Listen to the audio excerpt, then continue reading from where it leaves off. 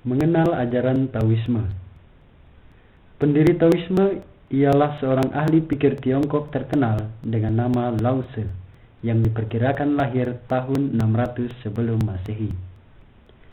Taoisme adalah sebuah aliran filsafat yang berasal dari Cina yang akar-akar pemikirannya telah ada sebelum masa Konfusiusme. Selain sebagai aliran filsafat, Taoisme juga muncul dalam bentuk agama rakyat yang mulai berkembang 2 abad setelah perkembangan filsafat Taoisme. Taoisme dikenal dengan nama Daoisme, diprakarsai oleh Lao Tse sejak akhir zaman Chun-Kyu yang hidup pada abad ke-6 sebelum Masehi. Kitab suci ajaran Taoisme.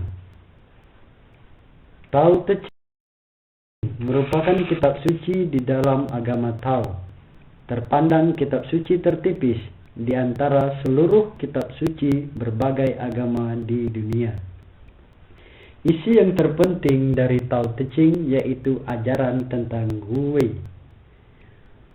Wu Wei merupakan suatu perintah termasyhur bagi penganut Taoisme, yang mana di dalamnya dijadikan pedoman-pedoman dan etika dalam memelihara kehidupan seseorang, yaitu memberikan contoh atau jalan untuk menjadi orang yang bijaksana. Wu Wei adalah hidup yang dijalani tanpa ketegangan, yaitu murni dari kelemah lembutan, kesederhanaan, dan kebebasan.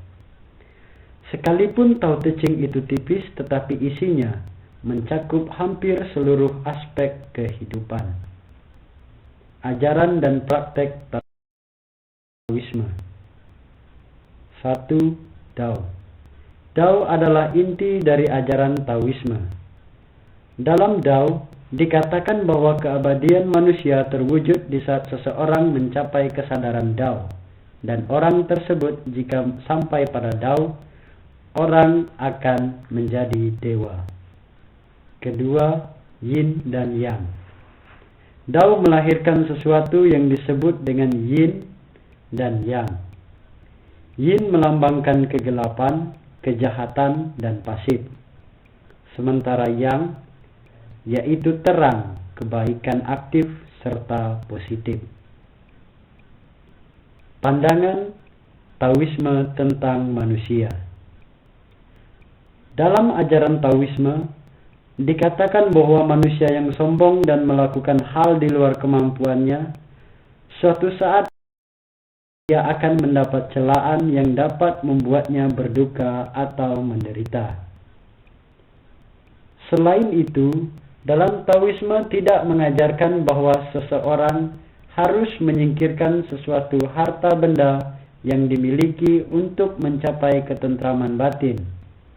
Adapun hal yang perlu dibuang adalah rasa kemelekatan terhadap harta tersebut.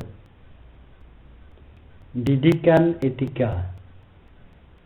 Taoisme menggagas juga tentang didikan etika, yaitu dikatakan bahwa dalam ajarannya, manusia harus menjalani kehidupan yang ada dengan mengarah pada kehidupan yang alamiah, tanpa adanya proses ikut campur akan segala sesuatu. Kelemah lembutan merupakan teman dari kehidupan.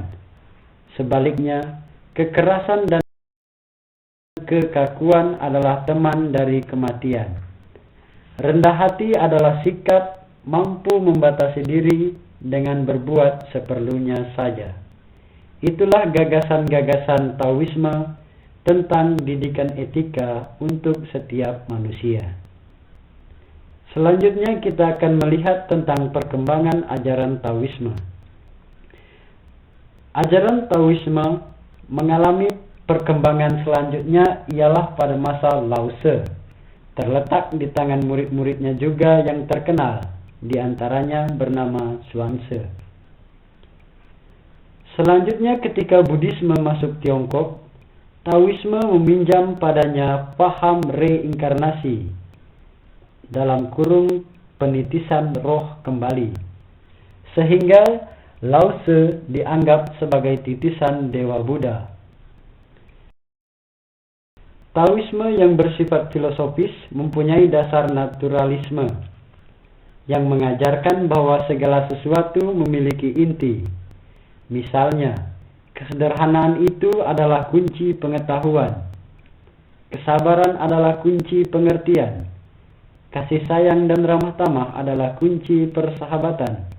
Sedangkan ketenangan adalah kunci kehidupan yang baik. Demikianlah tentang ajaran Taoisme.